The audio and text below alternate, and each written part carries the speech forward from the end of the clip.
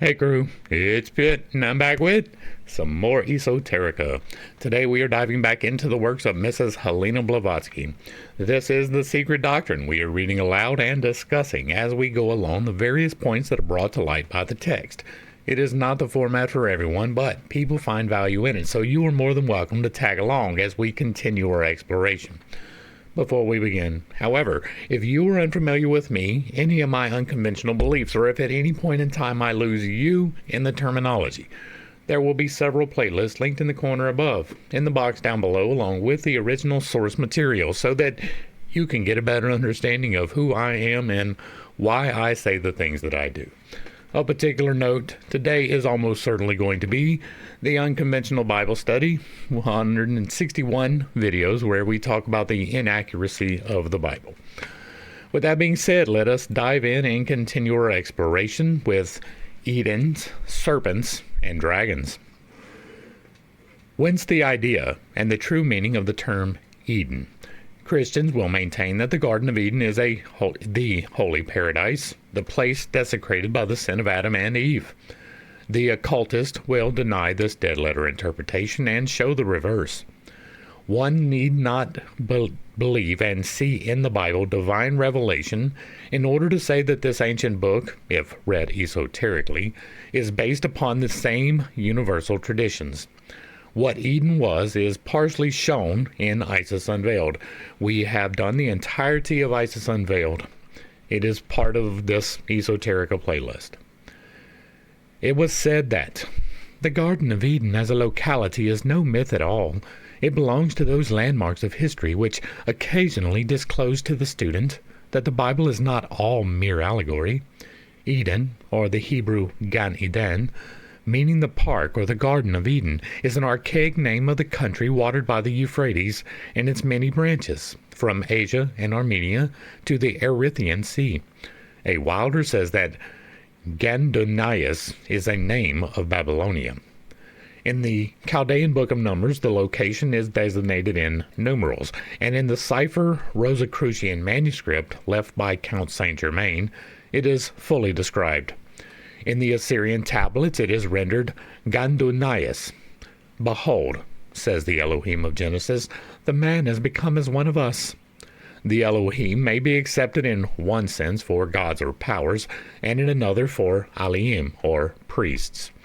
Before we dive too far into the Elohim, in the Bible study you will see that I have a different understanding of where Egypt probably was. Or, not Egypt, Eden.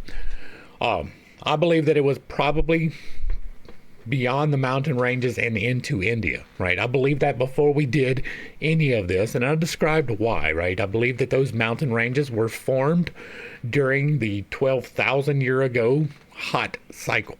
Now, if that's confusing to you, the 12,000 year disaster cycle will shed some elucidation, but I believe that there is a series of cataclysms that occur on a recurring pattern.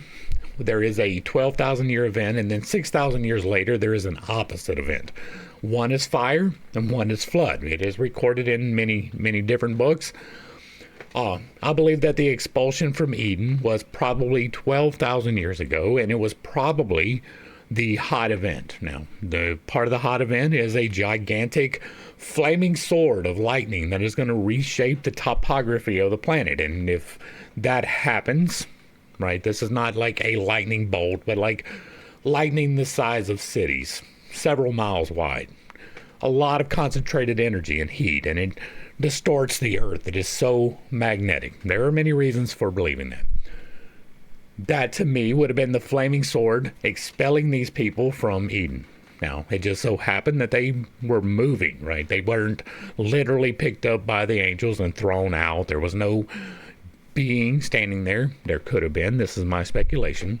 There was no being standing there, but it was this lightning bolt, and it's like, oh, we can't go that way anymore. God has thrown us out. Right? That is my understanding of Eden. I could be wrong, but there are many reasons why I believe that. Some of them are outlined in the 12,000 year disaster cycle. Many of them are inside of the Bible study. All through the book of Genesis, we talk about this in fairly good detail, bringing up Google Earth and looking at it.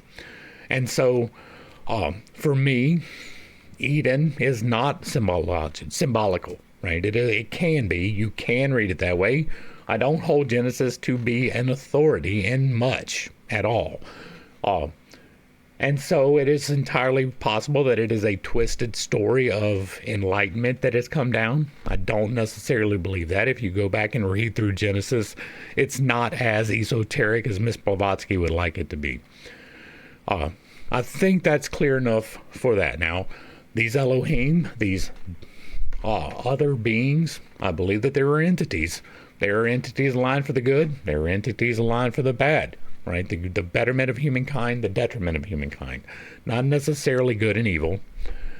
I believe that Abram talked to one of the bad entities and he told him to go up a mountain and kill his kid. And then I believe that one of the other entities popped up and told him to stop. Right? That is my interpretation of these Elohim. They can look exactly like us. They don't have to. I do believe that there is a distinctiveness to them that we don't have. When Abram saw him approaching as he was going to rescue his nephew, or as they were going to destroy Sodom and Gomorrah, he saw them and immediately recognized them from a distance as being from this other race. Now, that could simply be because they were blonde or had white skin. That would have been extremely uncommon in the area. Or it could have been because they radiated an aura that was visible.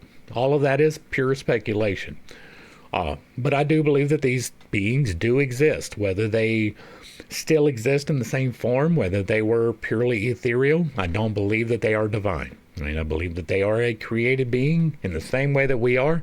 And so they may hold a special significance in things, but not necessarily. And so, back to the text. Right, I think I stepped on enough toes to make you go over to the places where I explain it better. And in another for Alaim, or priests, the Hierophants initiated into the good and evil of this world. And again, I don't necessarily see it as good and evil.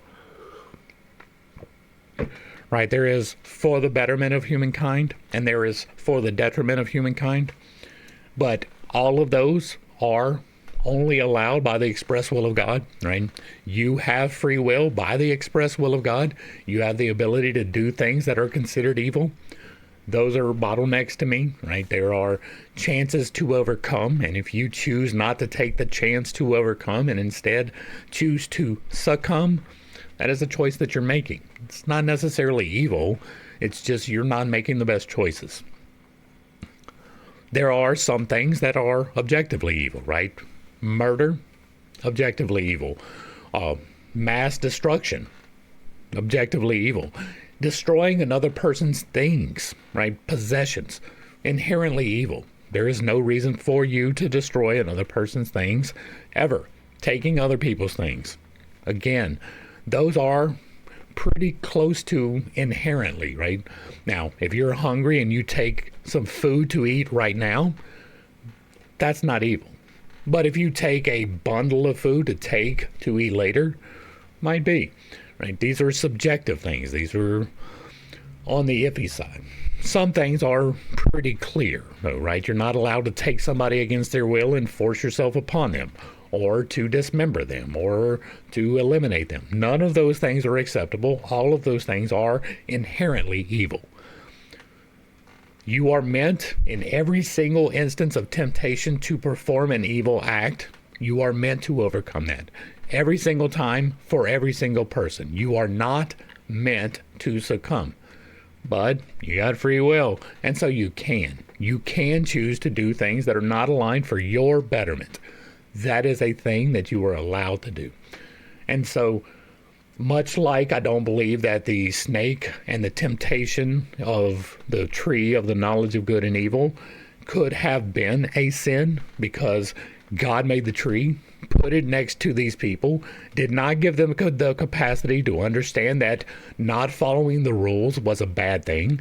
And so when they didn't follow the rules because they were tempted, that's on God. That is God saying, hey, you've got free will, do what you want. Here's a tree. It's readily accessible. Why don't you go ahead and eat it? That's what that was. Back to the text. For there was a college of priests called the Alim, while the head of their caste, or the chief of the hierophants, was known as Yava Alim. Instead of becoming a neophyte and gradually obtaining his esoteric knowledge through a regular initiation, an Adam, or man, uses his intuitional faculties, and prompted by the serpent, woman, and matter, taste of a tree of knowledge, the esoteric or secret doctrine, unlawfully. No. The priest of Hercules, or Melkarth, the Lord of Eden, all wore coats of skin. That is a large extrapolation, right? None of this has any reference whatsoever in Genesis. The priest of Hercules, there are no priests at all mentioned, right? Now, you can say that the Elohim are these priests. That's going to be a really hard sell. This Melkarth, I don't even know what that is a reference to. Maybe that is a Moloch reference, but I really don't know what that's going to. The Lord of Eden, what was given was that this was God, right? And they all wore coats of skin. That is an argument that we've already talked about. That is you wanting something to say something. All right. The text says, and Yava Alim made for Adam and his wife Chitonuth Or. The first Hebrew word, chiton, is the Greek chiton. It became a Slavonic word by adoption from the Bible and meant a coat and upper garment. Though containing the same substratum of esoteric truth as does every early cosmogony, the Hebrew scripture wears on its face the marks of its double origin. Its genesis is purely a reminiscence of the Babylonian captivity. The names of places, men, and even objects can be traced from the original text to the Chaldeans and the Akkadians. Now that is true. The progenitors and Aryan instructors of the former. Right. There is no reason to believe that Genesis is a reminiscence of Babylonian captivity. Right. I have spent an enormous amount of time inside of the Bible. I know you dismiss that because I don't place the importance in it anymore. But I spent an awful lot of time in the Bible, and while I do not claim to be the absolute authority on all things biblical, some things I know, and one of those things is that this is not something that is even mentioned, right? There is no way that you can even allegorize what happened in Genesis all the way up to the end of it with the Babylonian captivity, right? Like you can, through fanciful mental gymnastics, make anything correlate with something else, right? Especially if you were looking for it to do so. But to just go at it like no, that's not. Now, the names of places and even objects, that can indeed be traced back to other people. As I have said many times, the best possible interpretation, right? Well, the best possible that you can put upon it is that it was actually written by Moses, that it was actually coincident with Moses. That is almost certainly untrue. But you can put, the best spin that you can really put on it is that it was an amalgamation meant to distinguish a group of people from another group of people. So they took other people's stories and claimed them for themselves, substituted names, and by doing so created a mythology around themselves as a chosen people. I do not believe in any way, shape, or form that God chooses a people. That just doesn't happen. He can choose a person who is being diligent in service. That can happen. You can have a representative who is brought up directly favored by God because he makes all of the correct choices, but you're not going to have a people, most especially not a people that follows the Levitical laws. Those do not represent God in any way. Back to the text. It is strongly contested that the Akkad tribes of Chaldea, Babylonia, and Assyria were in any way cognate with the Brahmins of Hindustan. But there are more proofs in favor of this opinion than otherwise. The Shemite or Assyrian ought, perchance, to have been called the Turanian, and the Mongolians have been designated Scyths. But if the Akkadians ever existed, otherwise than in the imagination of some ethnologist and philologist, they certainly would never have been a Turanian tribe, as some Assyriologists have striven to make us believe. They were simply immigrants on their way to Asia Minor from India, the cradle of humanity, and their sacerdotal adepts tarried to civilize and initiate a barbarian people. Halevi proved the fallacy of the Turanian mania in regard to Akkadian people, and other scientists have proved that the Babylonian civilization was neither born nor developed in that country. It was imported from India, and the importers were Brahmanical Hindus. And now, 10 years after this was written, we find ourselves corroborated by Professor Sayce, who says in his first Hibbert lecture that the culture of the Babylonian city Eridu was of foreign importation. It came from India. Okay, here's what we know, right? This is a possibility, but it is also a possibility that this is not, right? Now, I believe some wild things. One of those wild things is I believe that Atlantis was, right, a real place. I also believe that Lemuria was a real place. I believe that those two places were coincident with each other. That means they existed at the same time. That they are both beneath the sea right now, but they will rise again in the next reset. It is entirely possible, right, this is purely speculation, that the people who went to India went there with fully fleshed, fully concrete beliefs. That they got those beliefs from Lemuria, and that when Lemuria went underneath the waves, much in the exact same way that Atlantis went underneath the waves, there were survivors. Those survivors spread out, much in the same way that the Atlantean survivors spread out. Some of the Atlanteans, they went to Europe, and some went to Egypt, because that was pretty close. And the ones that were on the other side of the Atlantean continent went to the continent that was available on the other side, or the two continents available on the other side, which would be North and South America. It is entirely possible that the common origin for all of these peoples is Atlantis. It is entirely possible as well that this happened with Lemuria, and some of the peoples went to India, and some of the peoples went to Babylonia. Some of them went to the West or the Eastern African continent. Some of them went to Australia. It is entirely possible, not proven, purely in the realm of speculation, but it does comport fairly well with several of the legends of the time. One of the things that we know is that the history of Eridu, particularly, was recorded. It was recorded using cuneiform on tablets. That is, we've read through it, right? We've actually done, it's Inky, right? No, Gilgamesh, that's what it is.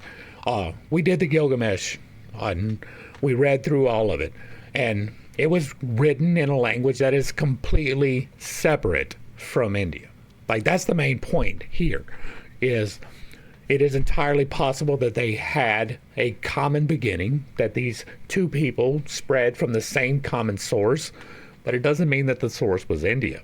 It could have been Lemuria. And as a matter of fact, it is highly likely that it is Lemuria that was the root source for these people.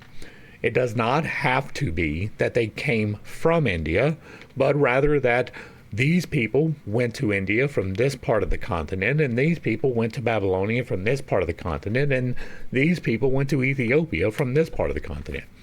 These things are possible. Not to say that they are true, but they are possible and highly likely. It is much more likely that that happened, and these two peoples that were on this continent had different languages, and that would be why there is such a difference, right? This tablet that I'm speaking of is one of the oldest on the planet. It is one of the oldest recorded languages that we have, and it is completely different than the Indian. And so that is an important distinction to make, right? That is something that we need to understand. The same source material, right? Not the exact same tablet, but the same writing, gave us a flood myth that contains Shem, Ham, and Japheth. Noah's not in there, though. His name was different. And so it is important to understand that this source material is one of the oldest source materials that we have, and it appears to be completely independent from coming from India. Now, it can be influenced by India. That is true. But the languages are different, like completely different, and the recording method completely different. Back to the text. Much of the theology was borrowed by the Semites from the non-Semite Akkadians and Proto-Chaldeans, whom they supplanted and whose local cults they had neither the will nor the power to uproot. Indeed, throughout the long course of ages, the two races, Semites and Akkadians, lived side by side, their notions and worship of the gods blending insensibly together. Here, the Akkadians are called non-Semitic, as we had insisted they were in Isis, which is another corroboration. Wait a second, hold up. Where did this come from? Professor Sacy. Okay, so this is just somebody. Okay. I wasn't positive that this was corroboration, but this is an independent researcher making his own statement, so okay. And we are no less right in always maintaining that the Jewish biblical history is a compilation of historical facts, arranged from other people's history in Jewish garb. Genesis excluded, which is esotericism pure and simple. That I do not agree with, right? And for a variety of reasons, but we have gone through her esoteric explanation, and it does not comport with Genesis. It really doesn't. But it is really from the Euxine to Kashmir and beyond that science has to search for the cradle, or rather one of the chief cradles, of mankind and the sons of Ada, and especially in after times when the Garden of Eden on the Euphrates became a college of the astrologers and Magi, the Alayim. But this college and this Eden belong to the fifth race and are simply a faint reminiscence of the Adivarasha, of the primeval third race. What is the etymological meaning of the word Eden? In Greek, it is hedone, signifying voluptuousness. In this aspect, it is no better than the Olympus of the Greeks, Indra's heaven, Swarga on Mount Meru, and even the paradise full of houris promised by Muhammad to the faithful. The Garden of Eden was never the property of the Jews, for China, which can hardly be suspected of having known anything of the Jews, 2000 BC, has such a primitive garden in Central Asia, inhabited by the dragons of wisdom, the initiates, and according to Klaproth, the hieroglyphical chart copied from a Japanese cyclopedia in the book of Fokonikai, places its Garden of Wisdom on the plateau of Pamir between the highest peak of the Himalayan ranges, and describing it as the culminating point in Central Asia. Shows the four river, Oxus, Indus, Ganges, and Silo, flowing from a common source, the Lake of Dragons. That is not out of comportment with what I just explained.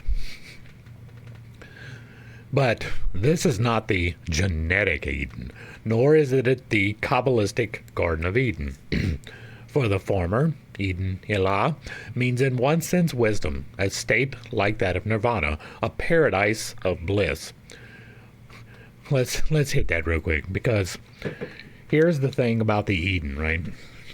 If this was the event, like when we talk about the macro and the micro evolution now, 12,000 years ago is not going to fit for the macro evolution of the human species, but bear with me, right? If this was the event, which gave cognition to the human species. Now, this could be 50,000 years ago, right? It could be 100,000 years ago. The number there is unclear. But while we were there, before the state that we are in now, before what I believe was an electromagnetic interference which caused spontaneous mutation across the planet, prior to that, we were in an insensate state, right? We were similar to the simians, if not simians ourselves.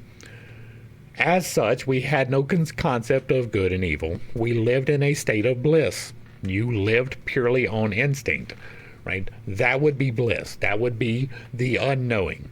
If this event did happen and we were changed and we got the ability to understand right from wrong and to think and to cognate and do all of those things, that would be a removal from the state of bliss.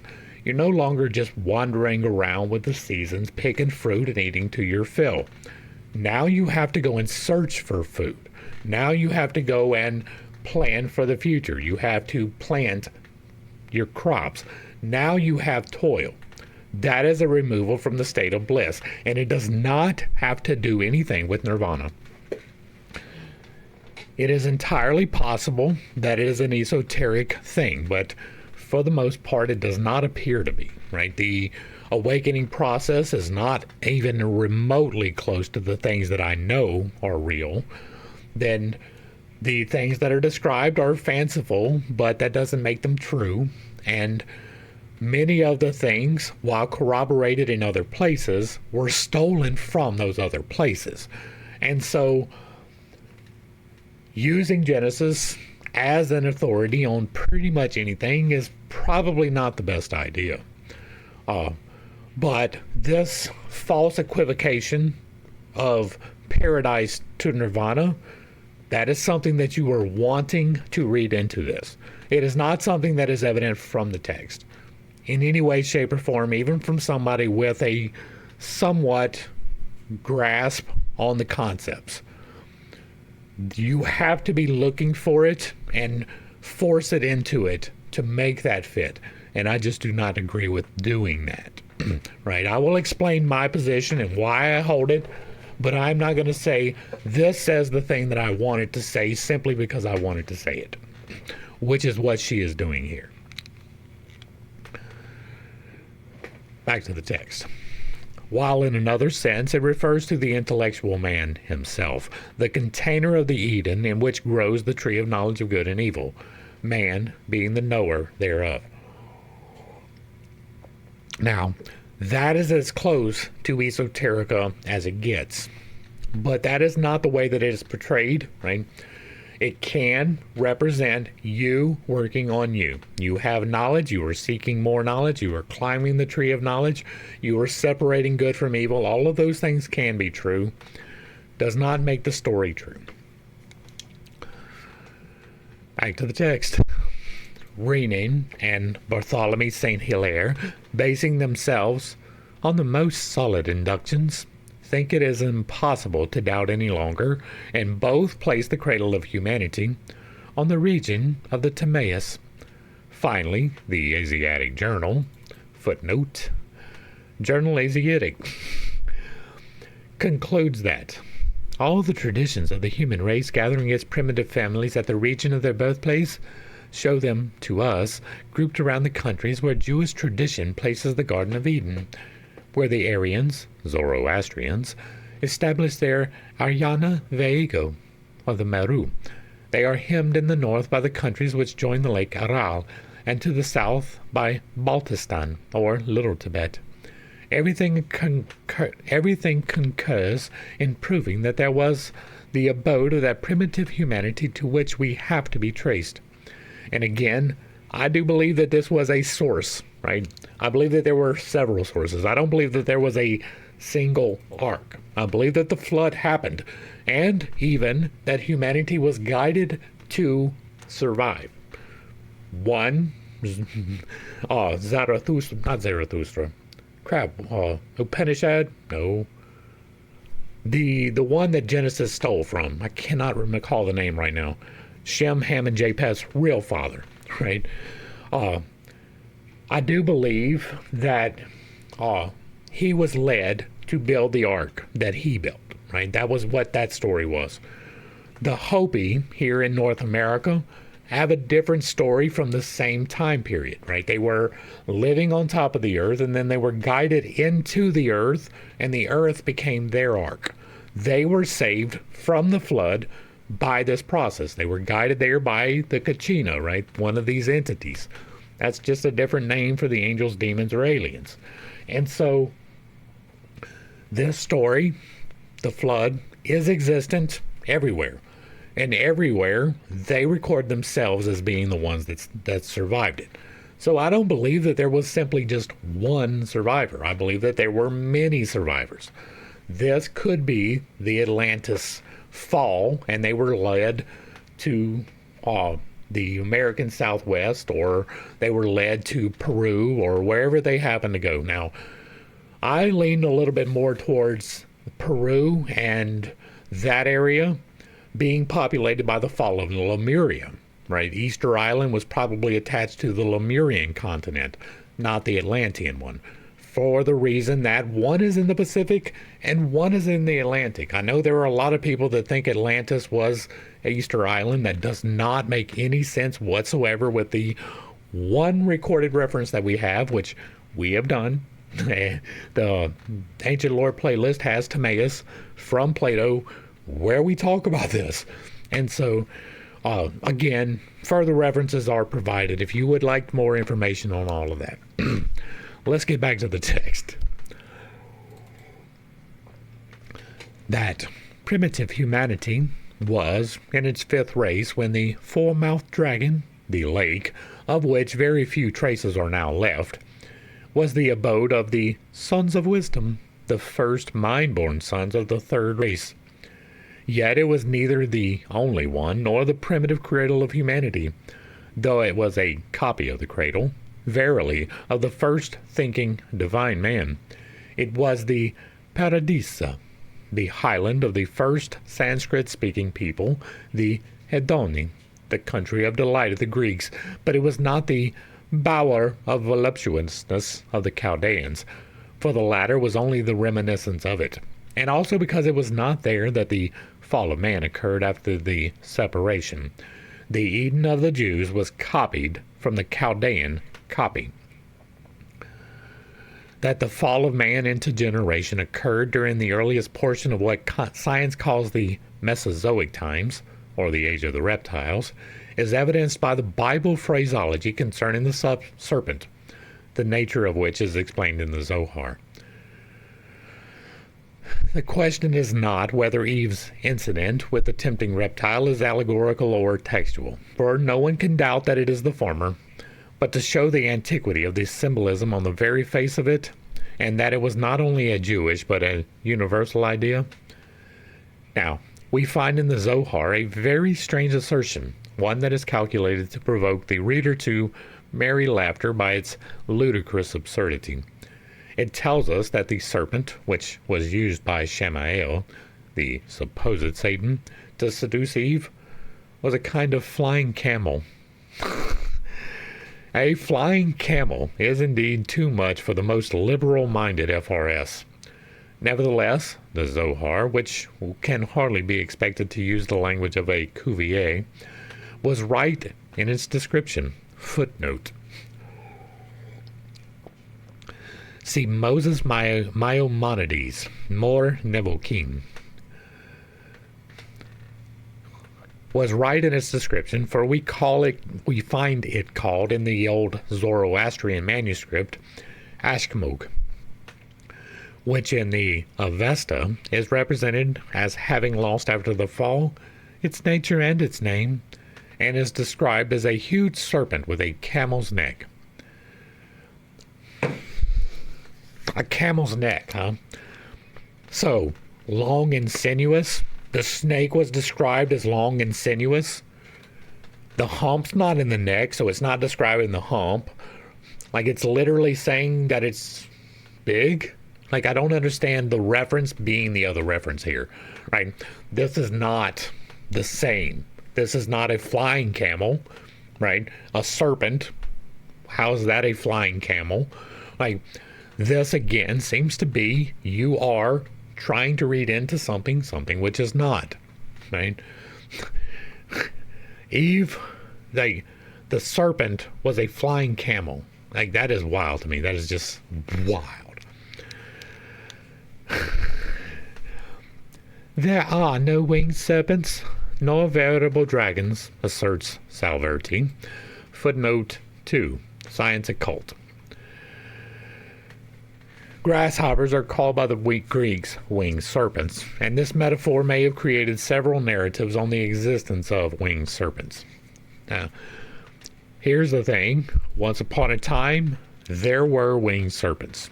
We call them pterodactyls, right? They were reptilian. They flew.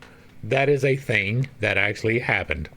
It is possible, although I am not going to assert that it is true, that man was at some point coexistent with at least remnants of the great saurians, right? The remnants of the dinosaurs. I'm not saying that they lived concurrent with any particular species but there are cave paintings of dinosaurs. The only way that you could have a cave painting of a dinosaur is if they were representing something they saw, right? They weren't going to just fancifully create this and it be exactly correct. And so it is entirely possible, though not conclusive, that humans, at least in some capacity, were coexistent with the remnants of dinosaurs. That can mean that it could have been the last velociraptor, right? It could have been the last brontosaur. It could have been the last pterodactyl. It could have been a mating pair. It could have been a few, but they were headed towards extinction. Maybe some of them have survived their cataclysmic account. Those things are possible. We don't know what the limits of them living were. They could have lived for thousands of years. Probably unlikely, but again, I am not well versed enough to make that argument. But it is at least possible that some of the eggs were covered in mud and then somehow, due to a forest fire or something of that nature, got warm enough to hatch long after they should have been able to. There are qualifying exemptors to the extinction event. And we still have some remnants of those today. The alligator, the crocodile, those are remnants of the great saurians. Whether or not they shrunk over time to their current configuration, that's up for debate, but several of them are at least a couple hundred years old. They have enormous size. They could be mistaken for a dragon.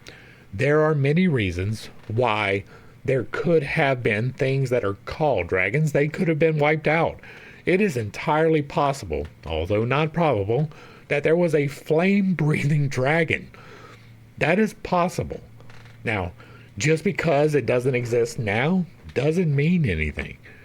There are no brontosauruses today, but we know that they existed. In the exact same way that it is possible that there were winged serpents, and we just don't have them anymore because they were a danger, and so we killed them all. It would not be the first species that we have done that to. And so there are many assumptions being made in these, and they need to be remained as assumptions. It is fine to speculate. It is not fine to say that speculation is fact. I speculate about a lot of things. Some of those directly contradictory with themselves, right? I believe this might be possible and this might be possible, and these two things cannot coexist. Not going to pull any instances, but that is a possibility. Keep your mind open. Footnote, or back to the text. There are none now, but there is no reason why they should not have existed during the Mesozoic age, and Cuvier, who has reconstructed their skeletons, is a witness to flying camels. Already, after finding simple fossils of certain saurians, the great naturalist has written that, if anything can justify the Hydra and other monsters, whose figures were so often repeated by medieval historians, It is incontestably the plesiosaurus. Footnote 3, Revolution des Globes. We are unaware if Cuvier had added anything in the way of a further mea culpa, but we may well imagine his confusion, for all his slanders against archaic veracity, when he found himself in the presence of a flying saurian, the pterodactyl, found in Germany, 78 feet long, and carrying various wings attached to its reptilian body. That fossil is described as a reptile, the little fingers of whose hands are so elongated as to bear a long membranous wing. Here, then, the flying camel of the Zohar is vindicated. It does not look anything like a camel. That's just not true. For surely between the long neck of the plesiosaurus and the membranous wings of the pterodactyl, or still better, the mosasaurus, there is enough scientific probability to build a flying camel or a long-necked dragon. Now that I agree with, right? That's not saying that it is the flying camel. That is saying that it could be like a flying camel, right? There could be a different species that looks like a camel. The pterodactyl really does not. And so that is a harder sell. But this is proof that at least some reptiles did fly, right? Whether that's gliding or actual flight is an argument for another time. Even gliding would appear as flight to the ancients. It is possible that there is a saurian that had the ability to emit fire. Again, that is highly unlikely, but it is possible. This is a probability that this could have existed, and so it is true, right? It is not stating it as fact, it is stating it as speculation. Professor Cope of Philadelphia has shown that the Mosasaurus fossil in the chalk was a winged serpent of this kind. There are characters in its vertebrae which indicate union with the Ophidia rather than with the Lacertilia. And now to the main question. It is well known that antiquity has never claimed paleontography and paleontology among its arts and sciences, and it has never had its Cuvier. Yet, on Babylonian tiles, and especially in old Chinese and Japanese drawings, in the oldest pagodas and monuments, and in the Imperial Library at Pekin, many a traveler has seen and recognized perfect representations of plesiosauri and pterodactyls in the multiform Chinese dragons. Footnote. We read in the Memoire de l'Académie of the naive astonishment of Geoffrey St. Hilaire when Monsieur de Paravet showed to him some old Chinese works and Babylonian tiles dragons, saurians, and ornithorhynchuses, aquatic animals found only in Australia, etc., extinct animals that he had thought unknown on Earth till his own day. And that was what I was just talking about, right? Those representations do exist. Moreover, the prophets speak in the Bible of the flying fiery serpents. Footnote 2. See Isaiah. The viper and the flying serpent unto the land of trouble and anguish, and the fiery serpents conquered by the brazen serpent of Moses. And Job mentions the Leviathan. Footnote 3. The fossils reconstructed by science, which we know ought to be sufficient, warrant for the possibility of even a Leviathan, let alone Isaiah's flying serpents or Saraf Mohoab, which words are translated in all the Hebrew dictionaries as seraph, inflamed or fiery venom, and Mehopathep, flying. But although Christian theology has always connected both Leviathan and Saraf Mohoab with the devil, the expressions are metaphorical and have naught to do with the evil one, but the word drakon has become a synonym for the latter. In Beretag, the word druk now signifies devil, whence, as we are told by Cambry, Monuments Celtiques, the devil's tomb in England, Draghead Danum Sepulchrum, In Languedoc, the meteoric fires and will-o'-the-wisps are called drag. And in Bretagne, drag, re, or wraith, the castle of Drogheda in Ireland, meaning the devil's castle. Now the following questions are put very directly. 1. How could the ancient nations know anything of the extinct monsters of the Carboniferous and Mesozoic times, and even represent and describe them orally and pictorially, unless they had either seen those monsters themselves or possessed descriptions of them in their traditions, which descriptions necessitate living and intelligent eyewitnesses? That was my point. 2. And if such eyewitnesses are once admitted, unless retrospective clairvoyance is granted, how can humanity and the first Paleolithic men be no earlier than about the middle of the Tertiary period? We must bear in mind that most of the men of science will not allow man to have appeared before the Quaternary period, and thus shut him out completely from the Cenozoic times. Here we have extinct species of animals which disappeared from the face of the earth millions of years ago, described by and known to nations whose civilizations, it is said, could hardly have begun a few thousand years ago. How is this? Evidently, either the Mesozoic time has to be made to overlap the Quaternary period, or man must be made the contemporary of the pterodactyl and the plesiosaurus. It does not stand to reason, because the occultists believe in and defend ancient wisdom and science, even though winged saurians are called flying camels in the translations of the Zohar, that we believe as readily in all the stories which the Middle Ages give us of such dragons. Pterodactyls and plesiosauri ceased to exist with the bulk of the third race. That is an assumption. It is one founded with good reason, but it is still an assumption, right?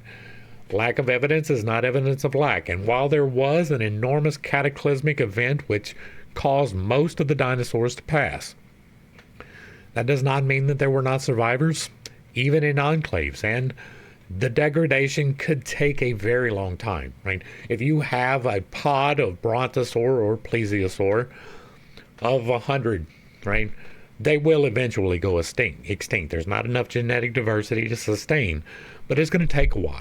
It will take a long time for that diversity to become antithetical to itself, right? The inbreeding will eventually take over, but it's going to take a while to get there, and it is entirely possible that that happened. Again, it is not likely, but it is possible, and it is more possible because we do have these accounts, right? Even a second-hand account, like I could explain to you, this is what a dinosaur looks like. And if you've never seen it, right, you've never seen a brontosaur, I can describe the brontosaur to you. Your depiction of that may or may not be faithful. If there is 2 degrees of separation, I told this guy and that guy told you, it is less likely that you will have an accurate representation. And the more space between those, the more less likely it is. These representations are fairly accurate, and that lends itself towards first-hand account, right? The person who made the account actually saw the thing. Now that could be fossils, and it could be an extrapolation based upon fossils that were found, right? If you were walking and you saw encased in the mountainside the skeleton of a plesiosaur, you could extrapolate from that what one would look like. That is a possibility for this. But as a science, that was not a thing. But it is entirely possible that that is how this recording came to be. All of that is speculation, right? There is no first-hand account of, I saw this thing and I recorded it. It was more of a, we recorded this thing and put it on the wall with no explanation. All right.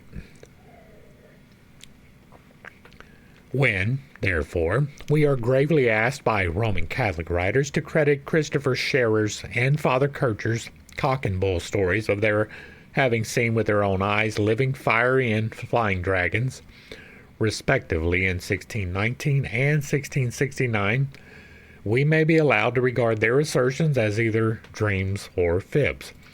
And again, that is not necessarily true. Footnote. The ultramontane writers accept the whole series of draconian stories given by Father Kircher, Oedipus Egypticus, De Genere Draconum, quite seriously. According to the Jesuit, he himself saw a dragon which was killed in 1669 by a Roman peasant, as the director of the Museo Barberini sent it to him to take the beast's likeness, which Father Kircher did and had it published in one of his infolios. After this, he received a letter from Christopher Scherer, prefect of the canton of Salur, Switzerland, in which the official certifies to his having seen himself with his own eyes one fine summer night in 1619 a living dragon. Having remained on his balcony to contemplate the perfect purity of the firmament, he writes, I saw a fiery, shimmering dragon rise from one of the caves of Mount Pilatus and direct itself rapidly towards Flulin on the other end of the lake. Enormous in size, his tail was still longer, and his neck very extended. His head and jaws were those of a serpent.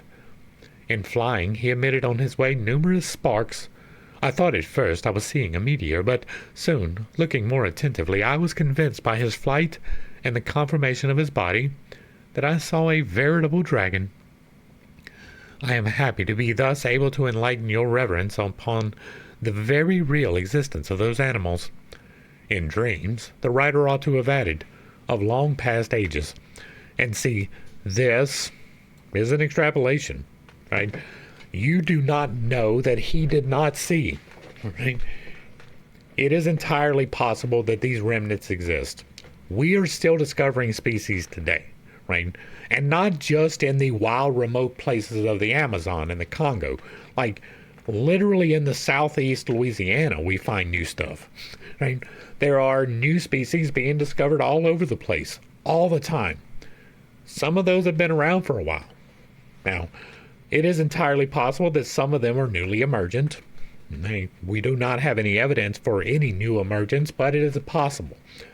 But it is entirely possible that some of these undiscovered creatures are from great antiquity. Now, in the 1600s, life was a lot more sparse. By that I mean, there were population centers, but they were more disconnected than we are today, right? There was a lot less populace on the planet. And so there were vast areas of wilderness, even close to cities. It is possible that if this creature did exist, it could have existed in a cave next to a lake. That is a possibility. It is not necessarily evident that all of those creatures died out. As a matter of fact, we know some that didn't. The alligator and the crocodile, the sturgeon. Like most of the ones that didn't have the capacity to be in the water. I wonder if that has something to do with a flood. But some of them could have been flyers. Some of them could have been amphibious. Some of them could have been like birds that, like ducks and geese, that land on the water and float on the water and don't have any problems with water whatsoever. Well, if that's the case, if that is you, you're going to survive a flood. And so it is not necessarily inherent that all of the dinosaurs died. It is entirely possible that in some remote areas, even groups of them survived. And if so, there is no necessity for them to not have been in 1619. It is possible, not even probable, but possible, that this happened. And you are dismissing it because it doesn't comport with what you want. That's a problem, right? That's a problem for me every single time. All right. Let's find where we were because I lost. There we were. Nor shall we regard other than as a poetical license that other story told of Petrarch, who, while following one day his Laura in the woods and passing near a cave, is credited with having found a dragon, whom he forthwith stabbed with his dagger and killed, thus preventing the monster from devouring the lady of his heart. Footnote 2. As a convincing proof of the reality of the fact, a Roman Catholic refers the reader to the picture of that incident painted by Simon de Sienne, a friend of the poet, on the portal of the church of Notre Dame de Don and d'Avignon. Notwithstanding the prohibition of the sovereign pontiff, who would not allow this triumph of love to be enthroned in the holy place, and adds, time has injured and rubbed out the works of art, but has not weakened its tradition. The Mirabelles, dragon devils of our era, seem to have no luck, and they disappear most mysteriously from the museums where they are said to have been. Thus, the dragon embalmed by Ulysses Aldobranda and presented to the Musée du Sonat, either in Naples or Bologna, were still there in 1700, but is there no more? That's interesting. I wonder when the Smithsonian came about. Or the Vatican, right? There have, beyond the shadow of a doubt, right? I don't even place this in speculation, and you should know what that means by now. The Smithsonian has destroyed evidence. The Vatican has destroyed evidence. Now, by destroyed, that can be hidden, right? It is entirely possible that they threw it off of a ship in the middle of the ocean and it is gone. It is entirely possible that it is hidden in a vault somewheres, some secret place where we don't have access to. But beyond doubt is the fact that once upon a time there were giant bones in North America. They were found, they were taken pictures with, and then they were collected and disappeared. That happened repeatedly. That is not even in the realm of speculation. These things did happen. That happened with the dinosaur bones that had been the first two, right? Not just giant humanoids, but dinosaurs. They were like, oh, no, this does not comport with our belief about the creation of the planet. Get rid of it. That happened repeatedly. So, there is no reason to automatically assume that an account of this is incorrect, right? Just because there is a lack of evidence does not mean that there is evidence of lack. We have an account, however faithful and true it may be is up for debate, but we have an account of a first-hand witness saying, I killed this beast. I preserved this beast. I gave this beast to a museum, and then the museum lost it. That doesn't mean that the first three things didn't happen. Back to the text.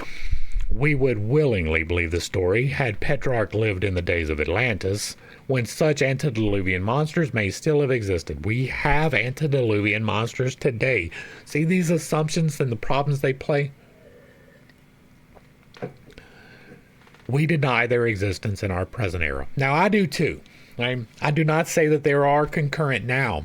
Could be proven wrong, but we don't have these accounts still coming in. We don't have anybody killing things today. The dodo has been gone an awful long time, but it once existed, concurrent with humanity. We killed them all. Right? That's not the only species that we've done it to, but it is the most glaringly obvious, right? They had no self-defense. We went up and hit them in the head until they died. All of them. We got rid of the entire species. That was a terrible thing. I'm not condoning the actions, but that is something that happened. It is entirely possible that that happened with the Saurians, too. If there was a dragon living next to your village, you're going to do everything you can to get rid of that dragon, especially if it's a meat-eating velociraptor or anything of that nature, right? You're going to be very, very committed to making sure that that thing disappears. And so, if we would extinct the entire species of this tasty little bird that lived on the shores, why would we not extinct something that was a direct threat to our lives? Now, we have a hard time eradicating some of the threats that are directly related to our lives. People are eaten by alligators and crocodiles every single year, and we have not eradicated them. But there are many reasons why they could be more abundant than the other ones were, right? Some animals give birth to a dozen at a time. Some give birth to one. Eagles lay 2 eggs. Generally, sometimes 3, but generally 2, right? Deer have 2 children, generally speaking. Other animals have 1. Other animals have 15 eggs. Some have triplets on the regular. Some give, like dogs, it is not unusual to have between 6 and 12 dogs. It is unusual to have between 6 and 12 humans, right? They're both mammals. The correlation between species doesn't have to be exact. There could have been remnants of these dinosaurs that did exist, but if they did, humanity would would eradicate them with extreme prejudice. It would be a top priority for anyone to get rid of this creature. Much like if you have a lion in Africa that is attacking people, everybody comes together to kill it. Right? That is simply, most of the lions they leave alone. They're perfectly fine with the lions that don't eat people. But the ones that eat people, they go out and kill them.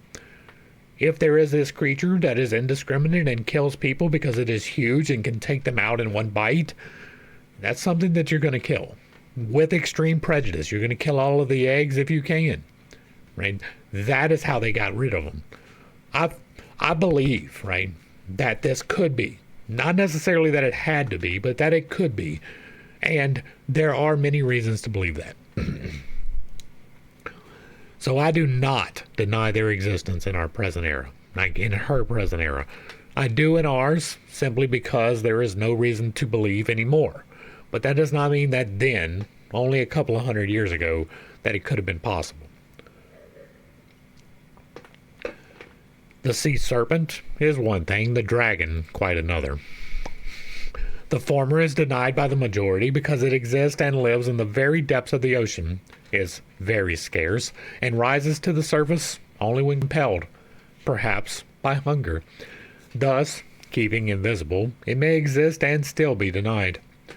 But if there was such a thing as a dragon of the above description, how could it have ever escaped detection? It didn't. It did not escape detection. It has been described by a variety of races, right? Scattered across the globe. Many different people have this, right? Quetzalcoatl in South America. Same thing.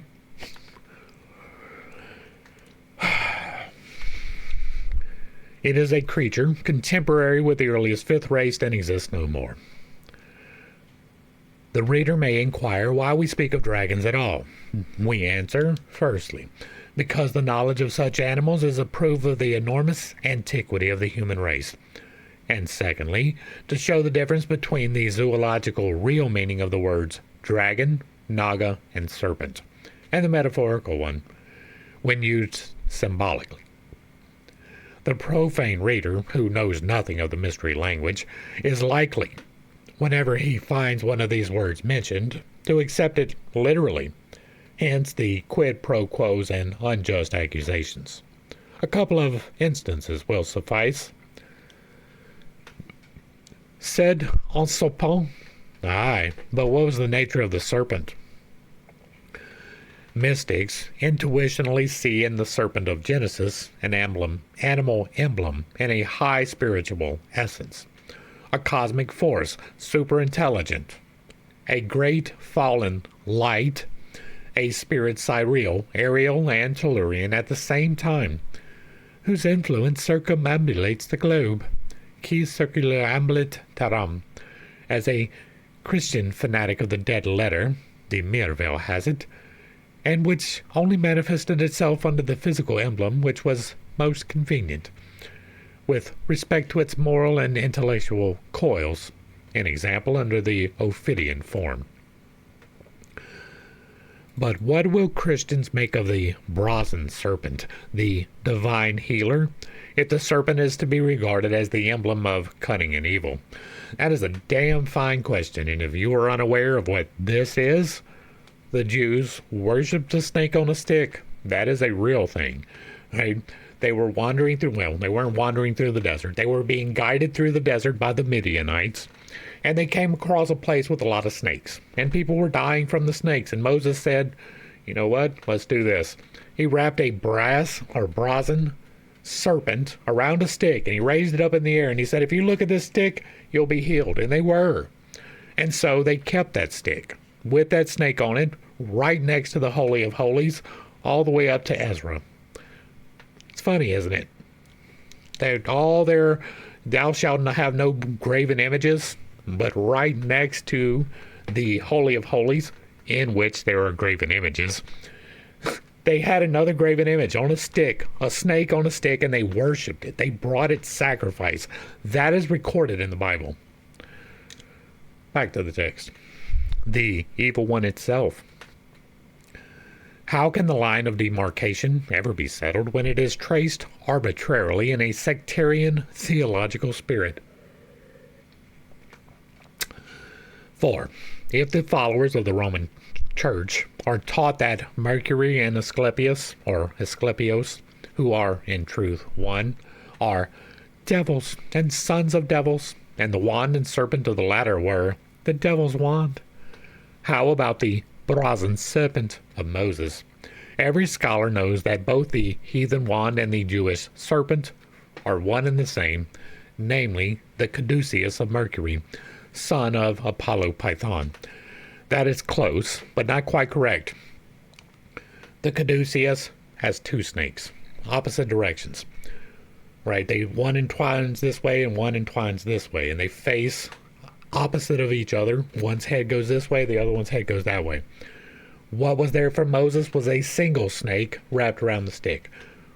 That is a distinction, and then you don't have to care for that, but it is true, right? The caduceus is not exactly the same. It is close, but it is not the same.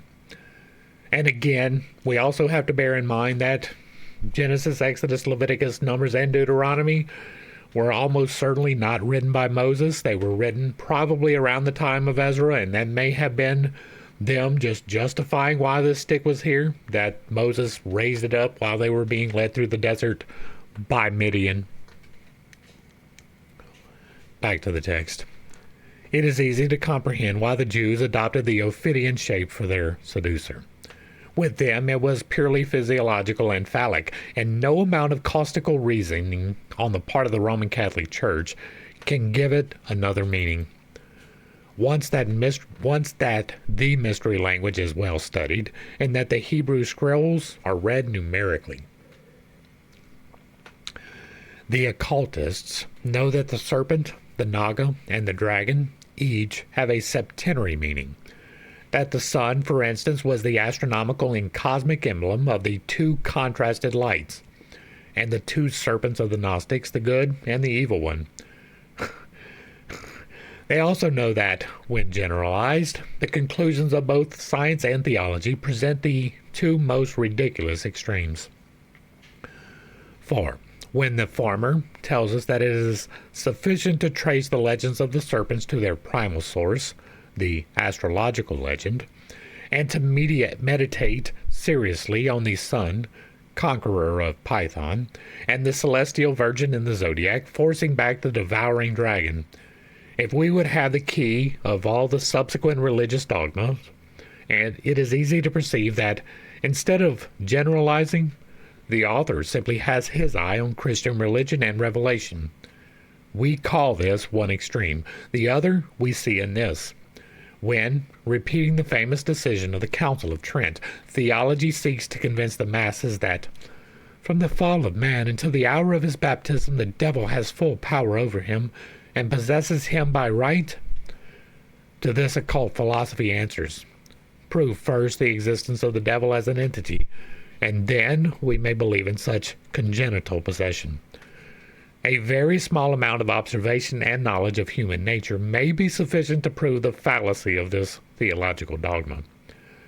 Had Satan any reality, in the objective or even subjective word, in the ecclesiastical sense, it is the poor devil who would find himself chronically obsessed and even possessed by the wicked, hence by the bulk of mankind.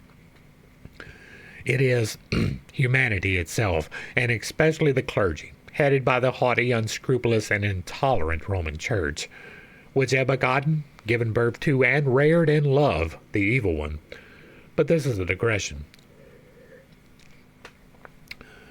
The whole world of thought is reproached by the Church with having adored the serpent, the whole of humanity, incensed and at the same time stoned it.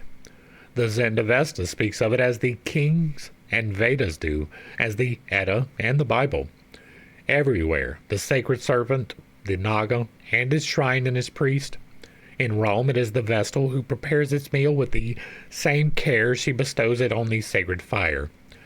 And you can also find the serpent represented in the Vatican, directly above where the Pope sits.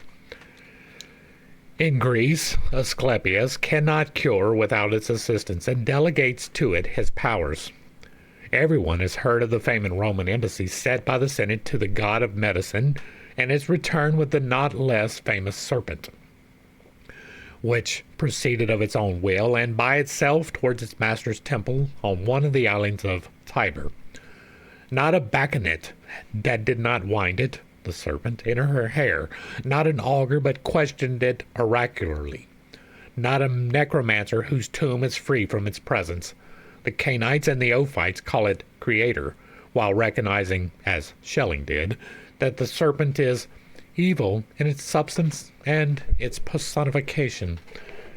All right, I'm going to hit this real quick. I have a different theory of evolution, right? I believe that there was a cosmic event which caused a genetic mutation across. This is the same event that causes the bottlenecks of the 12,000 and 6,000 year disasters. It is entirely possible that if this event did occur in the way that I'm talking about, that it is visible in space. If it is entirely possible that it resembles a snake.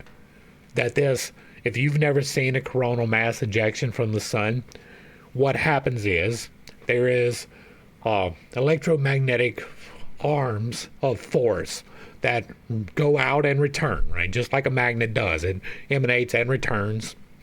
Well, every once in a while, there's a disturbance inside of the sun, and those arms that swing out like this, one end of it will break loose and swing out into space and throw things.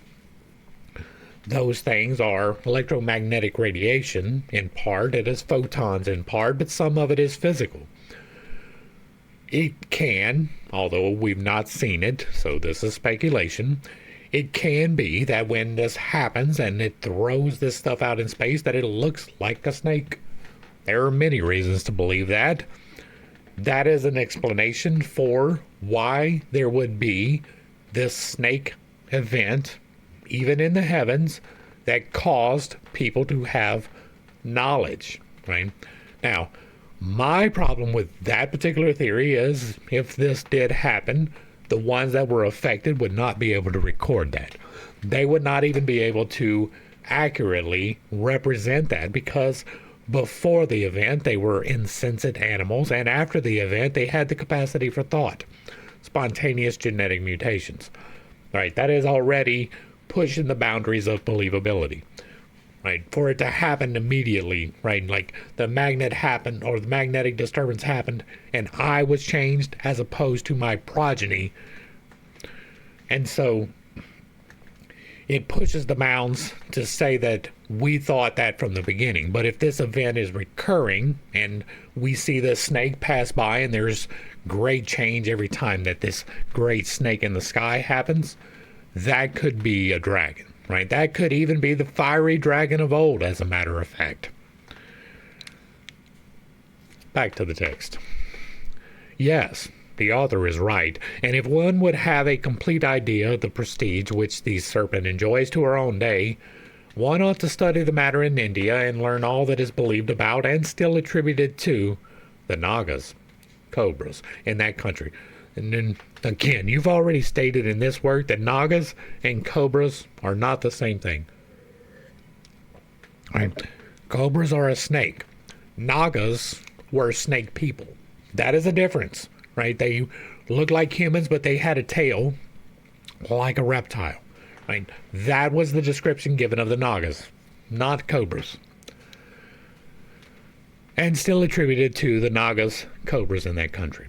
One should also visit the Africans of Whydah, the Voodoos of Port-au-Prince and Jamaica, the Nagals of Mexico, and the Pa, or men serpents of China, etc. But why wonder that the serpent is adored and at the same time cursed, since we know that from the beginning it was a symbol? Footnote. This is about as just as though, a few millenniums hence, a fanatic of some future new creed, who was bent on glorifying his religion at the expense of ancient Christianity, were to say, "Everywhere the quadruped lamb was adored. The nun placed it, calling it the Angus, on her bosom. The priest laid it on the altar. It figured in every Paschal meal and was glorified loudly in every temple. And yet the Christians dreaded it and hated it, for they slew it and devoured it. Heathens, at any rate, do not eat their sacred symbols. We know of no serpent or reptile eaters, except in Christian civilized countries, where they begin with frogs and eels, and must end with real snakes, as they have begun with lamb and ended with horse flesh."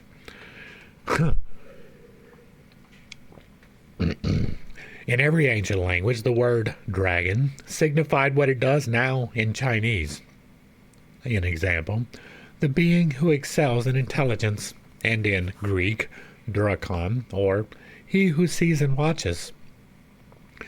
And it is to the animal of that name that any of these epithets can apply. Is it not evident, wherever superstition and oblivion of the primitive meaning may have led savages now, that the said qualifications were intended to apply to the human originals, who were symbolized by serpents and dragons? These originals, called to this day in China the dragons of wisdom, were the first disciples of the Dhyanis, who were their instructors.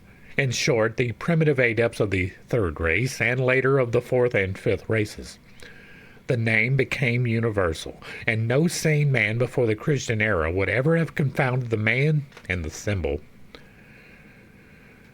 The symbol of Canopus, or the soul of the world, writes Champollion, is among others of that of an enormous serpent standing on human legs. This reptile, the emblem of the good genius, is a veritable agathodemon. It often represented bearded. That sacred animal, identical with the serpent of the Ophites, is found engraved on numerous Gnostic or Basilidian stones. The serpent has various heads, but is constantly inscribed with the letters Canubis. Footnote 2, Pantheon 3. Agathodemon was endowed with the knowledge of good and evil, an example, the divine wisdom, as without the former the latter is impossible. Footnote 3. The solar Canufus, or Agathodemon, is the Christos of the Gnostics, as every scholar knows. He is intimately connected with the 7 sons of Sophia, wisdom, the 7 sons of Aditi, universal wisdom, her 8th being Martanda, the sun, which 7 are the 7 planetary regions, or genii. Therefore, Canufus was the spiritual son of enlightenment or wisdom, hence the patron of all the Egyptian initiates, as Bel-Merodach, or Bel-Belitanus, became later with the Chaldeans. Repeating Iamblichus, Champollion shows him to be the deity called Iton, or the fire of the celestial gods, the great, footnote 4. Hermes, or rather Tehote, was a generic name. Abdul Tata shows in Historia Anti-Islamitica 5 Hermes, and the names of Hermes, Nebu, Tehote were given respectively in various countries to great initiates. Thus, Nebo, the son of Merodach, and Zarpanitu, whom Herodotus calls Zeus Bellos, gave his name to all the great prophets, seers, and initiates. They were all serpents of wisdom, as connected with the sun astronomically and with wisdom spiritually. Or the fire of the celestial gods, the great Teote, Hermes, to whom Hermes Trismegistus attributes the invention of magic. In the ancient lore and the Esoterica playlist, we should have Hermes Trismegistus in some extensive detail. Footnote, Tom. Pantheon, text 15. The invention of magic, a strange term to use, as though the unveiling of the eternal and actual mysteries of nature could be invented. As well attribute millenniums, hence, the invention instead of the discovery of radiant matter to Professor Crookes. Hermes was not the inventor or even the discoverer, for, as said in the footnote, Teote Hermes is a generic name, as is Enoch, Enochion, the inner spiritual eye, Nebo, the prophet and seer, etc. It is not the proper name of any one living man. That is an assumption, right? Yes, it is entirely true that Teote and Hermes, or Hermes Trismegistus, were attributed to many different people. That is true, right? There is no way that that is not true. But that does not mean that at some point there was not actually the original, right? We have no reason to doubt that at some point there was at least an entity calling itself Teote or Hermes, right? There is no reason to doubt that. It is recorded way back in antiquity that this god, Teote or Hermes, was responsible for knowledge, for wisdom, for understanding. It is not unlikely that that person actually existed. It is not unlikely that when that person died, they took his name and gave it to someone else as a title. That is not saying that that is how it happened, but it is something that could have happened. And so you are making an assumption that it is not the proper name of any one living man. It could have been taken and given to someone else in the same way that Caesar was, right? Just to point out, right, this is an assumption. It is not the proper name of any one living man, but a generic title of many adepts. Their connection in symbolic allegories with the serpent is due to their enlightenment by the solar and planetary gods during the earliest intellectual race, the third. They are all the representative patrons of the secret wisdom. Asclepios is the son of the sun god Apollo, and he is Mercury. Nebo is the son of Bel-Merodach. Vyasvata Manu, the great Rishi, is the son of Vivasvat, the sun or Surya, etc., etc. And while, astronomically, the Nagas, along with the Rishis, the Gandharvas, Asarapas, Apsarasas, Goramanas, or Yakshas, minor gods, Yatuthanas, and Devas, are the sun's attendants throughout the 12 solar months. In theogony, and also in anthropological evolution, they are gods and men when incarnated in the nether world. Let the reader be reminded, in this connection, of the fact that Apollonius met in Kashmir Buddhist Nagas, which are neither serpents zoologically, nor yet the Nagas ethnologically, but wise men. The Bible, from Genesis to Revelations, is but a series of historical records of great struggle between white and black magic, between the adepts of the right path, the prophets, and those of the left, the Levites, the clergy of the brutal masses.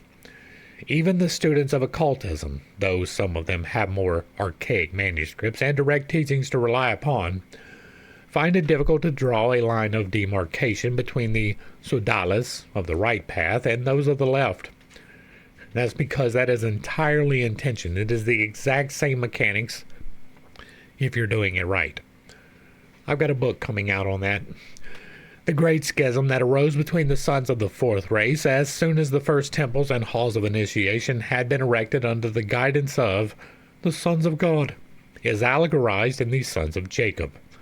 That there were two schools of magic, and that the Orthodox Levites did not belong to the Holy One, is shown in the words pronounced by the dying Jacob.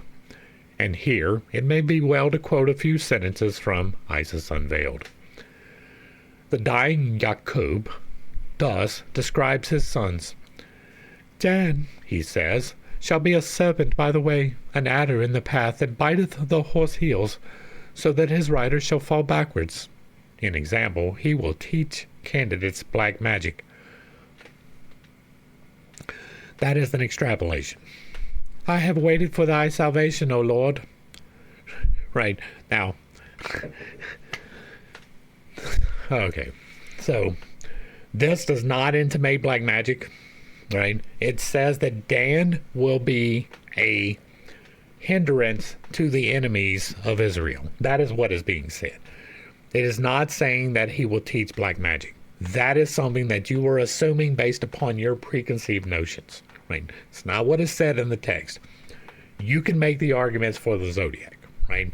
Those even align and comport in some ways. Now, the Egyptians had many more than 12 zodiacal representations. It was closer to 36, I think. They had like 3 for each one of ours. And so that's not necessarily a direct correlation, right? They are coming out of Egypt with these 12 representatives who later are correlated with the zodiac, but in the time would not have been. And that's an important thing to remember, right? We've already said that Genesis, Exodus, Leviticus, Numbers, and Deuteronomy are almost certainly later additions to the Bible, not concurrent with Moses or with the time of Egypt. And so it is natural that it would be misrepresented in some ways. But this is not saying that they will teach black magic. That is something that she is implying. Now, here's something that you may not know, right? Magic works exactly the same. It doesn't matter. You can use the exact same methods for positive and negative results, for betterment or detrimental results. The functionality is the same. You can add extra steps to that. Those extra steps, generally speaking, lead more towards the darker side, right? Ceremonial magic, for one, if you're casting the circle and the pentagram and standing in it, you're doing black magic. Right? You may be aligned for betterment, but you are doing magic. You're investing in a way that you probably don't even understand. You can do positive and negative with the exact same rituals, with the exception of if you are involving blood in any capacity, if you are involving meat in any capacity, if you're involving the flesh of a plant, right, as sacrifice, you are probably doing it wrong. You are probably invoking the wrong forces, which will be aligned in the wrong way and will most definitely rebound upon you in unexpected ways. Be very careful before you practice magic. Styx Hexenhammer is learning that lesson. I have waited for thy salvation, O Lord. Of Simeon and Levi, the patriarch remarks that they are brethren. Instruments of cruelty are their habitations.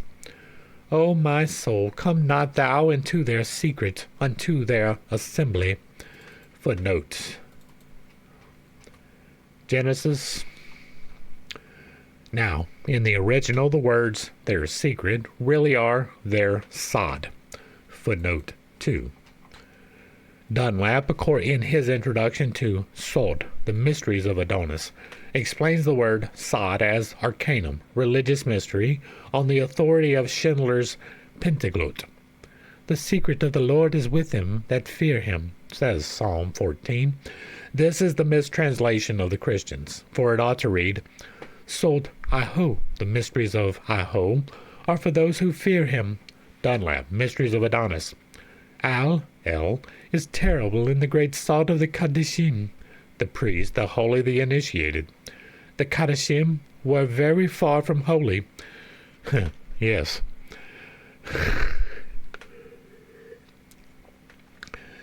And Sod was the name for the great mysteries of Baal, Adonis, and Bacchus, who were all sun gods and had serpents for symbols. The Kabbalists explain the allegory of the fiery serpents by saying that this was the name given to the tribe of Levi, to all the Levites in short, and then Moses was the chief of the Sodalis. Footnote 3. The members of the priest colleges were called Sodalis, says Frohn's Latin lexicon. Sodalites were constituted in the Idaean mysteries of the Mighty Mother, writes Cicero in De Senectute. It is to the mysteries that the original meaning of the dragon slayers has to be traced, and the question is fully treated of hereafter. Meanwhile, it follows that if Moses was the chief of the mysteries, he was the hierophant thereof. And further, if, at the same time, we find the prophets thundering against the abominations of the peoples of Israel, that there were two schools. Fiery serpents was, then, simply the epithet given to the Levites of the priestly caste after they had departed from the good law, the traditional teachings of Moses, and to all those who followed black magic. Isaiah, when referring to the rebellious children, who will have to carry their riches into the land whence came the fire viper and fiery flying serpent, or Chaldea in Egypt, whose initiates had already greatly degenerated in his day, 700 BC, meant the sorcerers of those lands. Footnote 4. The priest of Baal who jumped over the fires, but this was a Hebrew term and a local one. Saraph, fiery or flaming venom. But these must be carefully distinguished from the fiery dragons of wisdom and the sons of the fire mist.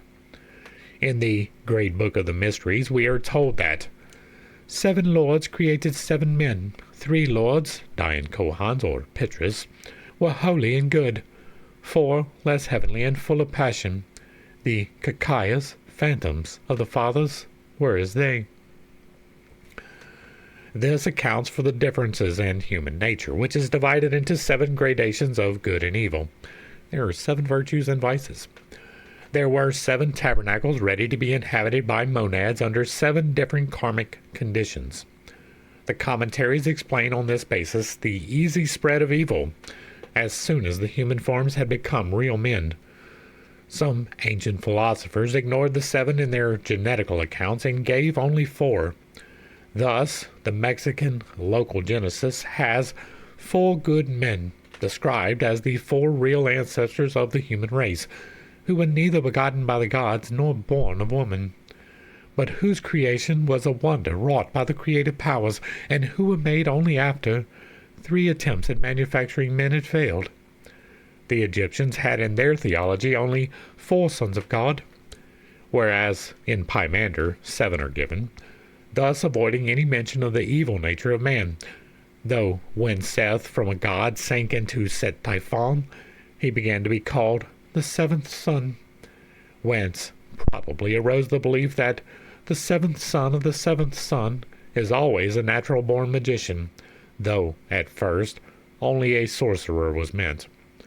Apap, the serpent symbolizing evil, is slain by a cur. Set's serpent, footnote 1, Book of the Dead. Said serpent, therefore, Set Typhon, could not be that evil.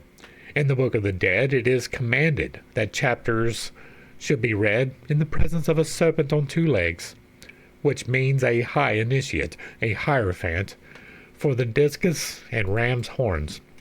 Footnote 2. The same ram's horns are found on the heads of Moses, which are on some old medals seen by the writer in Palestine, one of which is in her possession. The horns, made to form part of the shining areolae on the statue of Moses in Rome, Michelangelo, are vertical instead of being bent down to the ears, but the emblem is the same, hence the brazen serpent. For the discus and ram's horns that adorn his serpent's head in the hieroglyphs of the title of the said chapter denote this. Over the serpent are represented the 2 mystic eyes of Ammon. Footnote 3. But see Harris's Magic Papyrus, number 5, and the ram-headed Ammon manufacturing men on a potter's wheel. Represented the 2 mystic eyes of Ammon, the hidden mystery god. This passage corroborates our assertion and shows what the word serpent meant in antiquity. But as to the Nagals and Nargals, whence come the similarity of names between the Indian Nagas and the American Nagals? The Nargal was the Chaldean and Assyrian chief of the Magi, Rabmag, and the Nagal was the chief sorcerer of the Mexican Indians. Both derive their names from Nagal-Sareza, the Assyrian god, and the Hindu Nagas. That is an assumption. Both have the same faculties and the power to have an attendant demon with whom they identify themselves completely. The Chaldean and Assyrian Nargal kept his demon in the shape of some animal considered sacred inside the temple.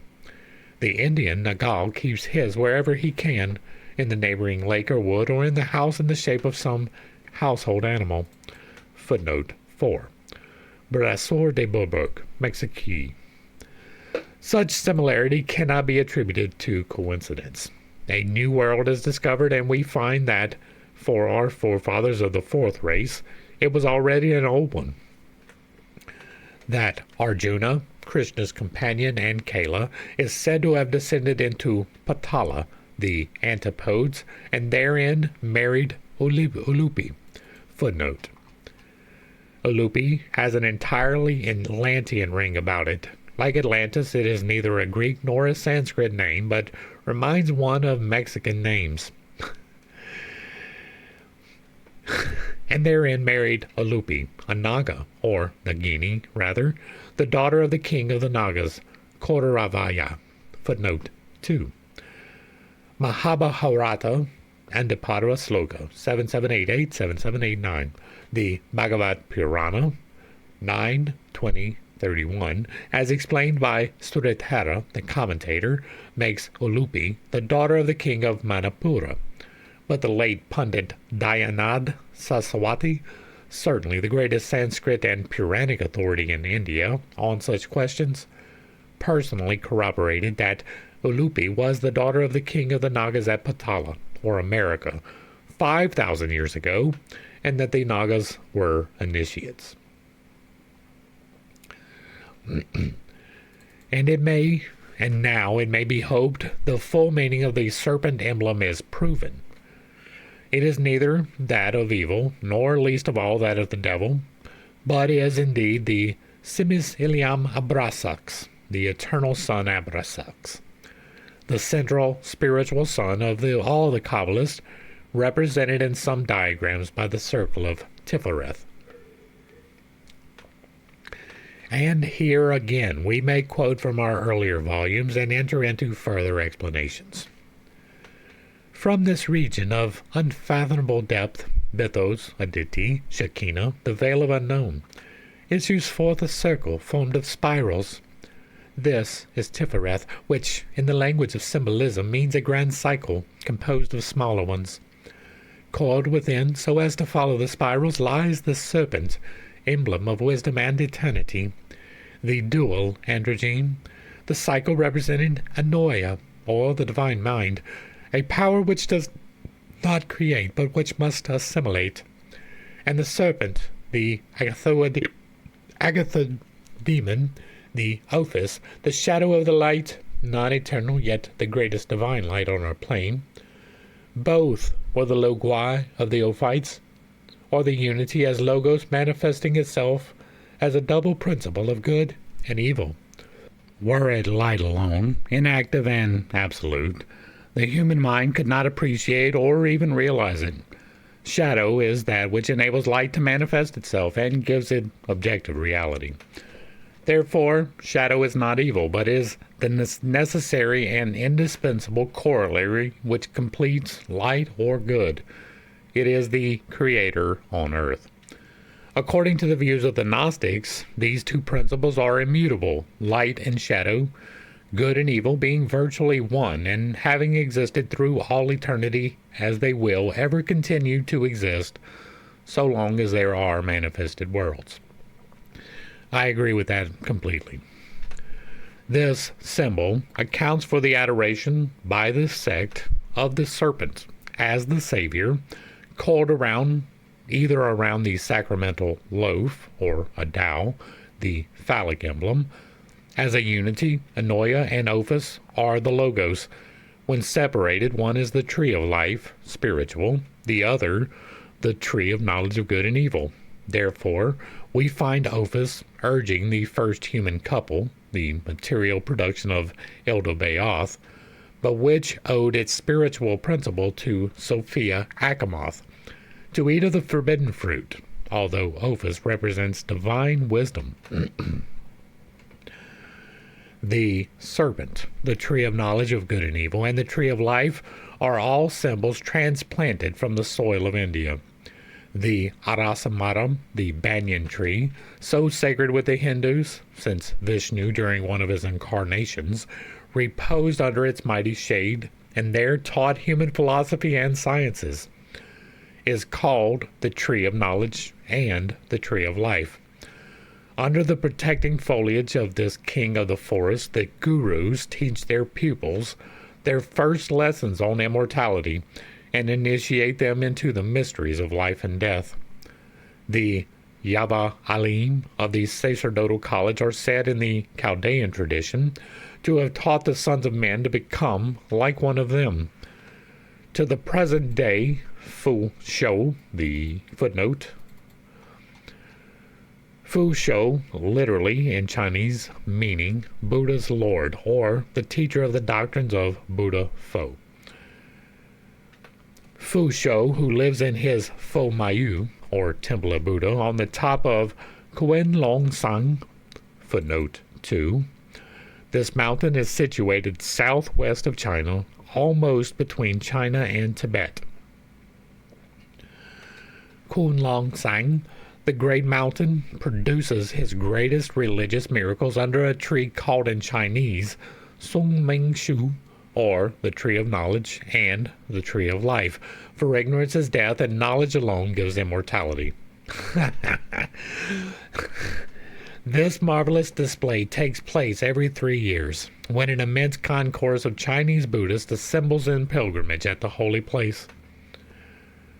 Now, it may become comprehensible why the earliest initiates and adepts, or the wise men, for whom it is claimed that they were initiated into the mysteries of nature by the universal mind, represented by the highest angels, were named the Serpents of Wisdom and dragons, and also how the first physiologically complete couples, after being initiated into the mystery of human creation through Ophis, the manifested logos, and the androgyne, by eating of the fruit of knowledge, gradually began to be accused by the material spirit of posterity of having committed sin, of having disobeyed the Lord God, and of having been tempted by the serpent. So little have the first Christians, who despoiled the Jews of their Bible, understood the first 4 chapters of Genesis and their esoteric meaning, that they never perceived that not only was no sin intended in this disobedience, but that actually the serpent was the Lord God himself, who, as the Ophis, the Logos, or the bearer of divine creative wisdom, taught mankind to become creators in their turn. Footnote 3. Let the reader be reminded that in the Zohar, and also in all the Kabbalistic works, it is maintained that Metatron united to Shekinah, or Shekinah as the veil, grace, of Anso, representing the Logos, is that very tree of knowledge, while Shemael, the dark aspect of the Logos, occupies only the rind of that tree, and has the knowledge of evil alone, as Lecour, who saw in the scene of the fall an incident pertaining to Egyptian initiation, says, "The tree of the divination, or of the knowledge of good and evil, is the science of Siphon, the giant genius of doubt. Tzai to teach, Phon to doubt. Tziphon is one of the Elohim. We shall see him presently under the name of Nok, the tempter. He is now known to the symbologist under the name Jehovah." They never realized that the cross was an evolution from the tree and the serpent, and thus became the salvation of mankind. By this, it would become the very first fundamental symbol of creative cause, applying to geometry, to numbers, to astronomy, to measure, and to animal reproduction. According to the Kabbalah, the curse on man came with the formation of woman. Footnote. This is the view taken and adopted by all the church fathers, but it is not the real esoteric teaching. The curse did not begin with the formation of either man or woman, for their separation was a natural sequence of evolution, but for breaking the law. See Supra. The circle was separated from its diameter line, from the possession of the double principle in one, that is the androgyne condition. The separation of the dual principle was made, presenting two opposites, whose destiny it was for ever after to seek reunion into the original one condition. The curse was this, vis-a-vis that nature, impelling the search, evaded the desired result by the production of a new being, distinct from that reunion or oneness desired, by which the natural longing to recover a lost state was and is forever being cheated. It is by this tantalizing process of a continued curse that nature lives. Footnote 2. By which human nature lives, not even the animal, but the misguided, sensuous, and vicious nature, which men, not nature, created. The allegory of Adam being driven away from the tree of life means, esoterically, that the newly separated race abused and dragged the mystery of life down into the region of animalism and bestiality. For, as the Zohar shows, that Matroneatha, Shekinah, the wife of Metatron symbolically, is the way to the great tree of life, the mighty tree, and Shekinah is divine grace. As explained, this tree reaches to heavenly veil and is hidden between three mountains, the upper triad of principles in man. From these three mountains the tree ascends above, the adept's knowledge aspires heavenwards, and then redescends below, into the adept's ego on earth. This tree is revealed in the daytime and is hidden during the night, an example revealed to an enlightened mind and hidden to ignorance, which is night. See Zohar. The tree of the knowledge of good and evil, and the evil grows from the roots of the tree of life. Commentary. But then also, in the Kabbalah, it is plainly to be found that the tree of life was, representing the Logos, is that very tree of knowledge, while Shamael, the dark aspect of the Logos, occupies only the rind of that tree and has knowledge of evil alone. As Lacour, who saw in the scene of the fall an incident pertaining to Egyptian initiation, says, I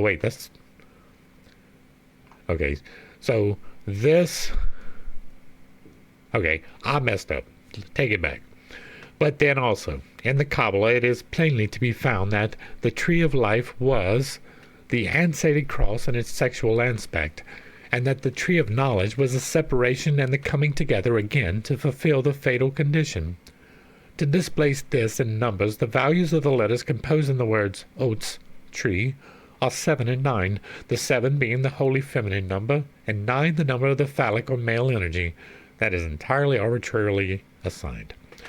This ansated cross is the symbol of the Egyptian female male, Osiris, Isis, Osiris, the germinal principle in all forms, based on the primal manifestation applicable in all directions and in all senses. Footnote. The source of measures. The next one is the septenary. We will not come back. This is the Kabbalistic view of the Western occultist, and it differs from the more philosophical Eastern or Aryan views upon this subject. The separation of the sexes was in the program of nature and of natural evolution, and the creative faculty in male and female was a gift of divine wisdom. In the truth of such traditions, the whole of antiquity, from the patrician philosopher to the humblest spiritually inclined plebeian, has believed. As we proceed, we may successfully show that the relative truth of such lessons, if not their absolute exactness, vouched for by such giants of intellect as were Solon, Pythagoras, Plato, and others, begins to draw upon more than one modern scientist. He is perplexed. He stands startled and confused before proofs that are being daily accumulated before him. He feels that there is no way of solving the many historical problems that stare him in the face unless he begins by accepting ancient traditions. Therefore, in saying that we believe absolutely in ancient records and universal legends, we need hardly plead guilty before the impartial observer, for other and far more learned writers, among those who belong to the modern scientific school, evidently believe in much that the occultists do, e.g., in dragons, not only symbolically, but also in their actual existence at one time. It would, indeed, been a bold step for anyone some 30 years ago to have thought of treating the public to a collection of stories ordinarily reputed fabulous, and for claiming for them the consideration due to genuine realities, or to have advocated tales believed to be time-honored fictions as actual facts, and those of the nursery as being in many instances legends more or less distorted, descriptive of real beings or events. Nowadays it is a less hazardous proceeding. Thus opens the introduction to a recent, 1886, and most interesting work by Mr. Charles Gould called Mythical Monsters. He boldly states his belief in most of these monsters. He submits that many of these so-called mythical animals, which throughout long ages and in all nations have been the fertile subjects of fiction and fable, come legitimately within the scope of plain matter-of-fact natural history, and that they may be considered not as the outcome of exuberant fancy, but as creatures which really once existed, and of which, unfortunately, only imperfect and inaccurate descriptions have filtered down to us, probably very much refracted through the mist of time. Traditions of creatures once coexisting with man, some of which are so weird and terrible as to appear at first sight to be impossible. For me, the major part of those creatures are not chimeras, but objects of rational study. The dragon, in place of being a creature evolved out of the imagination of an Aryan man by the contemplation of lightning flashing through the caverns which he tenanted, is, as held by some mythologists, is an animal which once lived and dragged its ponderous coils and perhaps flew. To me, the specific existence of the unicorn seems not incredible, and in fact more probable than that theory which assigns its origins to a lunar myth. Footnote: The Unicorn, a mythological investigation by Robert Brown. For my part, I doubt the general derivation of myth from the contemplation of the visible workings of external nature. It seems to me easier to suppose that the palsy of time has enfeebled the utterances of these oft-told tales until their original appearance is almost unrecognizable, than that uncultured savages should possess powers of imagination and poetical invention far beyond those enjoyed by the most instructed nations of the present day. Less hard to believe that these wonderful stories of gods and demigods, of giants and dwarfs, of dragons and monsters of all descriptions, are transformations, than to believe them to be inventions. Footnote 2. Page 3 and 4, Introduction to Mythical Monsters.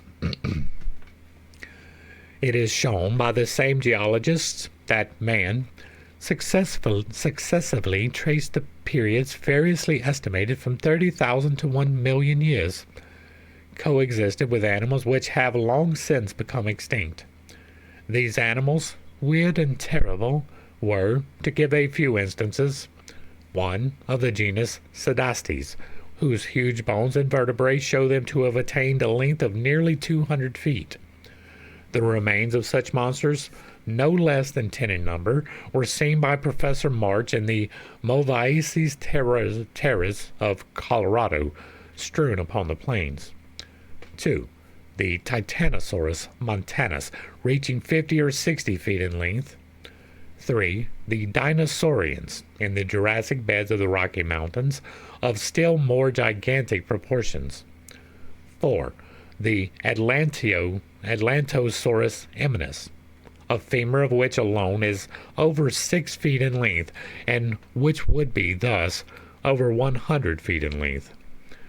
But, even yet, the line has not been reached, and we hear of the discovery of remains of such titanic proportions as to possess a thigh bone of over 12 feet in length. Then we read of the monstrous Civatherium in the Himalayas, the four-horned stag, as large as an elephant and exceeding the latter in height, of the gigantic Megatherium, a colossal flying lizards, pterodactyli, with crocodile jaws on a duck's head, etc., etc. All these were coexistent with man, most probably attacked man as man attacked them. And we are asked to believe that the said man was no larger than he is now? Is it possible to conceive that, surrounded in nature with such monstrous creatures, man, unless himself a colossal giant, could have survived while all his foes have perished? Is it with his stone hatchet that he had the best of the Civatherium, or a giant flying saurian? Possibly. Let us always bear in mind that at least one great man of science, de Quatrefages, sees no good scientific reasons why man should not have been contemporaneous with the earliest mammalia and go back as far as the secondary period. Footnote: The Human Species, page 52. It appears, writes the very conservative Professor Jukes, that the flying dragons of romance had something like a real existence in the former ages of the world. Footnote 2. Manual of Geology, page 301. Does the written history of man, the author goes on to ask, comprising a few thousand years, embrace the whole course of his intelligent existence? Or have we, in the long mythical eras extending over hundreds of thousands of years, and recorded in the chronologies of Chaldea and China, shadowy mementos of prehistoric man handed down by tradition and perhaps transported by a few survivors to existing lands, from others which, like the fabled Atlantis of Plato, may have been submerged, or the scene of some great catastrophe which destroyed them with all their civilization? The few remaining giant animals, such as elephants, themselves smaller than their ancestors the mastodons, and hippopotami, are the only surviving relics and tend to disappear more entirely every day. Not the only relics. Even they have already had a few pioneers of their future genus and have decreased in size in the same proportion as men did. For the remains of a pygmy elephant were found, E. Falconeri, in the cave deposits of Malta, and the same author asserts that they were associated with the remains of pygmy hippopotami, the former being only 2 feet 6 inches high, or the still existing hippopotamus labyrinthus, which M. Milne Edwards figures as little more than 2 feet in height. Footnote 3. Research sur les mammifères, Plate 1. Skeptics may smile and denounce our work as full of nonsense and fairy tales, but by so doing they only justify the wisdom of the Chinese philosopher Chuang, who said that the things that men do now can in no way be compared, numerically speaking, to the things that are unknown. Footnote 4. Preface to Wonders by Land and Sea. And thus they laugh only at their own ignorance. Daggum hiccups. And that is going to bring us to the end of Eden's, Serpents, and Dragons. Hopefully I brought a little bit of enlightenment and not too much confusion to a series of somewhat difficult topics.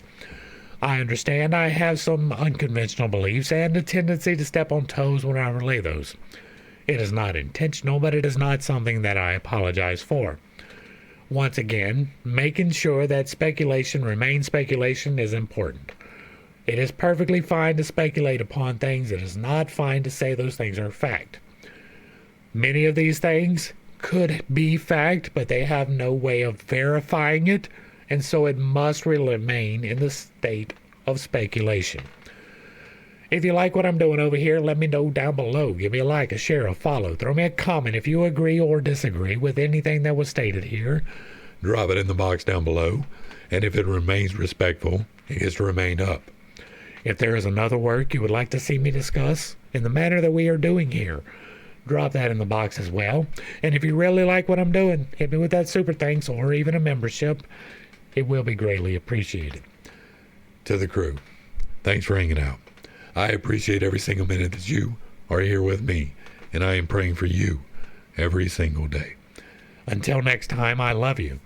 God loves you. You are perfect, whole, and complete just the way that you are. And this has been Pit State. Peace.